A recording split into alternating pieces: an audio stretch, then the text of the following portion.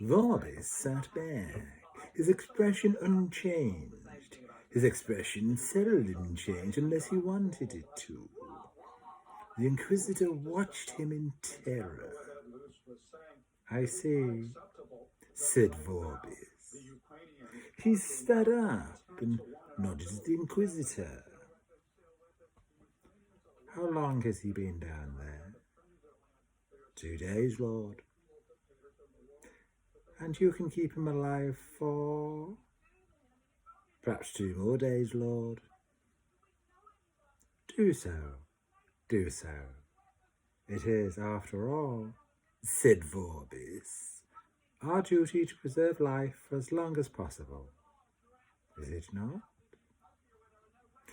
The Inquisitor gave him the nervous smile of one in the presence of a superior whose merest word could see him manacled on a bench. Yes, Lord.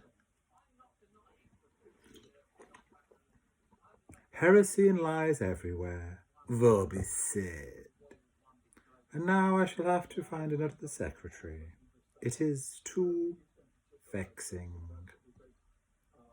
After 20 minutes, Brother relaxed. The siren voices of sensuous evil seemed to have gone away. He got on with the melons. He felt capable of understanding melons. Melons seemed a lot more comprehensible than most things. Hey, you! Brother straightened up. I've forgotten what Brother's voice is. Dozy, oh. Dozy. I do not. No. All right. I did not hear you, Succubus, he said. Oh, yes, you do, boy. Now, what I want you to do is... I've got my fingers in my ears. Suits you. Makes you look like a vase. Now, I'm humming. I'm humming a tune. Brother Prepsel, the master of the music, had described Brother's voice as putting him in mind of a disappointed vulture arriving too late at a dead donkey. Choral singing was compulsory for novitiates. For novitiates.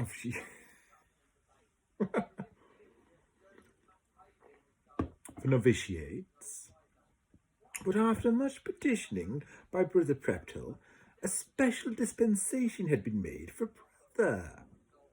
The sight of his big round face, screwed up to the effort to please, was bad enough. But what was worse was listening to his voice, which was certainly powerful and full of intent conviction, swinging backward and forward across the tune without ever hitting it once. He got extra melons instead. Up in the prayer towers, a flock of crows took off in a hurry.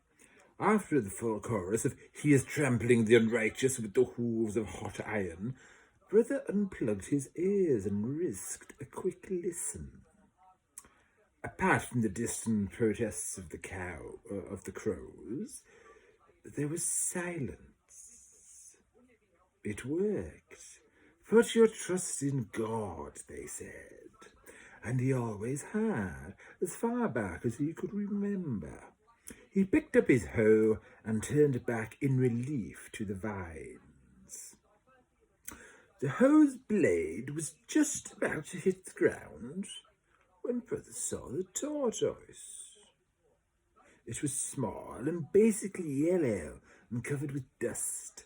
Its shell was badly chipped. It had one beady eye, and the other had fallen into one of the thousands of dangers that attend any slow-moving creature which lives an inch from the ground. He looked around.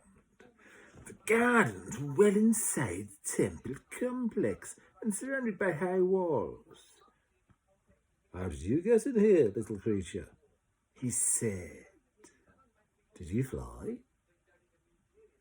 The tortoise stared monoptically back at him. Brother felt a bit homesick. There had been plenty of tortoises in the sandy hills at home. I could give you some lettuce, said Brother. But I don't think tortoises are allowed in the gardens. Aren't you vermin? The tortoise continued to stare. Practically nothing can stare like a tortoise. Brother felt obliged to do something. There's grapes, he said. Probably it's not sinful to give you one grape. How would you like a grape, little tortoise? How would you like to be an abomination in another pit of chaos? Said the tortoise. The crows who had fled to the outer world took off again in rendering of the way of the infidel is a nest of thorns. Brother opened his eyes and took his fingers out of his ears again. The tortoise said, I'm still here. Brother hesitated. It dawned on him very slowly that demons and succubi didn't turn up looking like small old tortoises. There wouldn't be much point.